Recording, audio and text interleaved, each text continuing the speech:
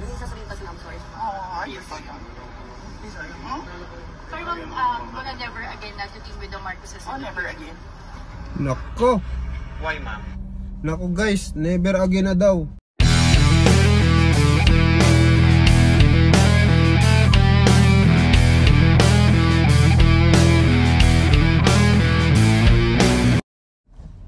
So good morning mga kababayan. So ito nga pong pag-uusapan natin ngayon, ito nga pong interview kay Vice President Sara Duterte ng mga media kahapon.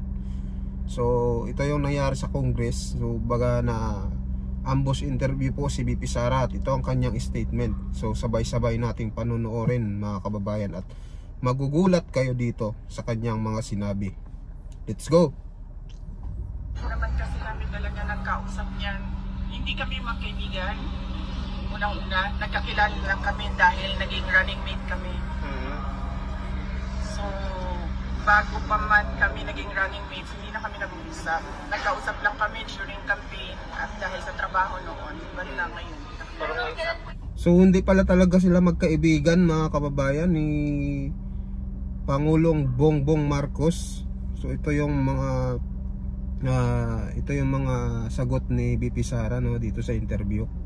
Tuloy pa natin. Ang kaibigan ko talaga si Senator Amy Marcos. Kilala niya ako since 2012. Ayun. Ang tunay talagang kaibigan ni VP Sara ay si Senator Amy Marcos.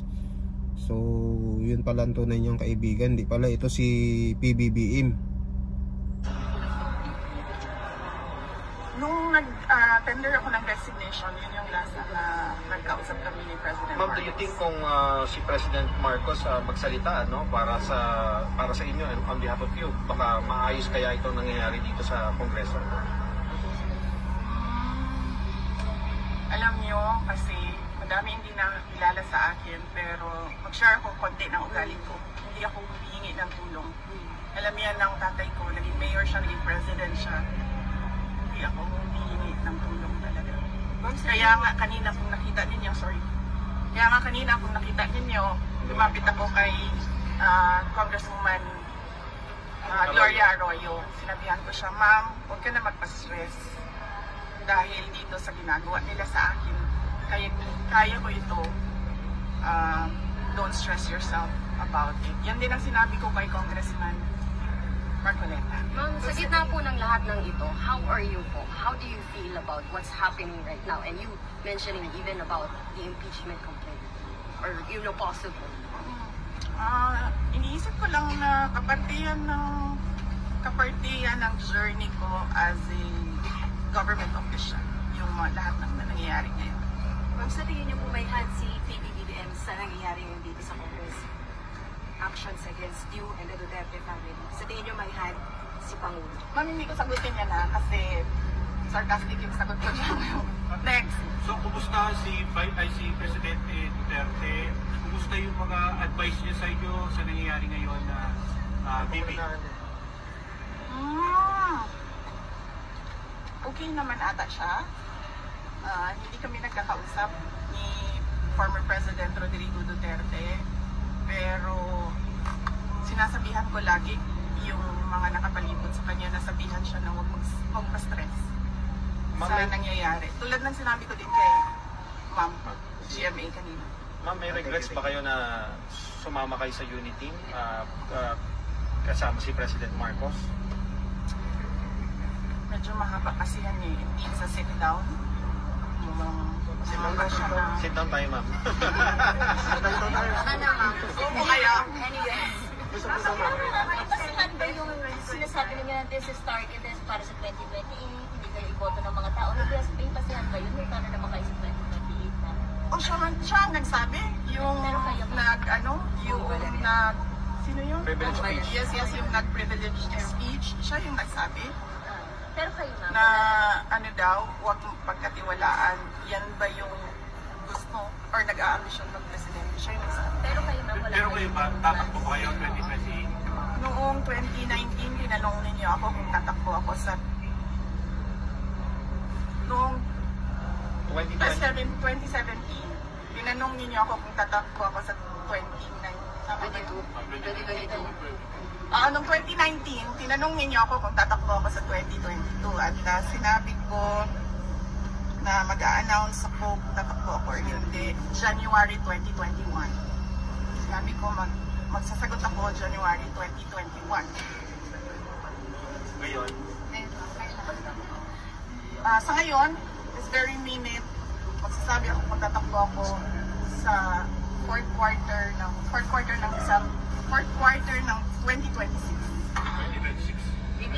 So calendar mark nyo na yan mga kababayan sa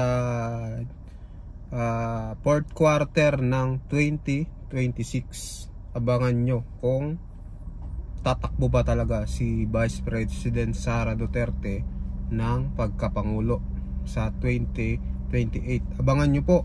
Yun yung sabi, 2026 ba? 2027? Ulitin nga natin.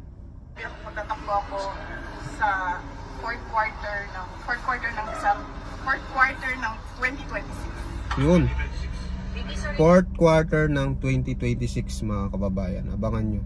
So tuloy natin. To ask this question, nagsisisi po ba kayo hindi nyo sinunod yung payo ng tatay ko about sa pagtakbo? Hindi nyo... That is a very good question. It needs a sit down. Bibigyan kita ng pakunti ngayon. Naririnig niyo si PRD, di ba ngayon? Sasabi siya, huwag ka tumakbong president. Ngayon, sinasabi niya, yan din ang sinabi niya noong 2021.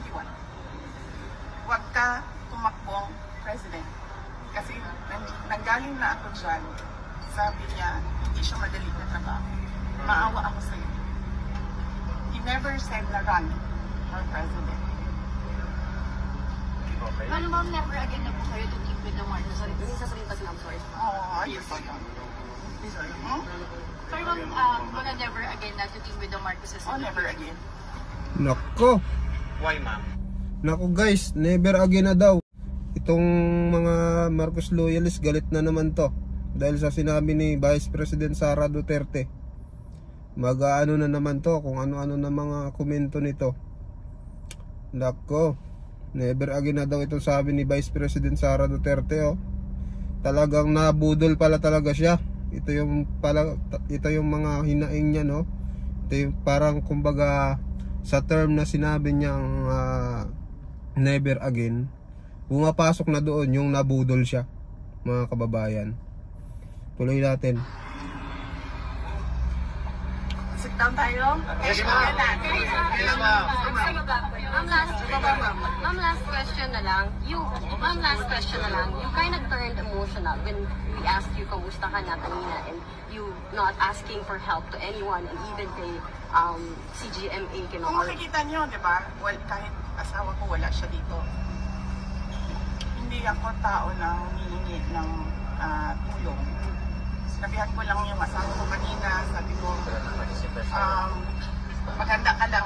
Kasi sabi niya magluto ako. Sabi ko, okay, sige, magluto ka lang for dinner.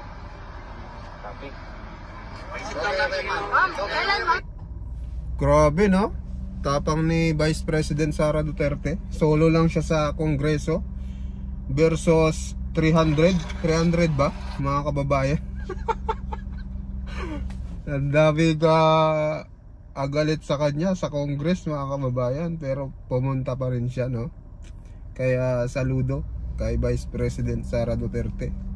So sa mga loyalista, sa mga DDS supporters, ano kaya masasabi nyo dito sa talagang statement ni Vice President Sara Duterte na never again na daw sa mga Marcos, at wala na siyang sinabi, basta never again na daw, mga kababayan.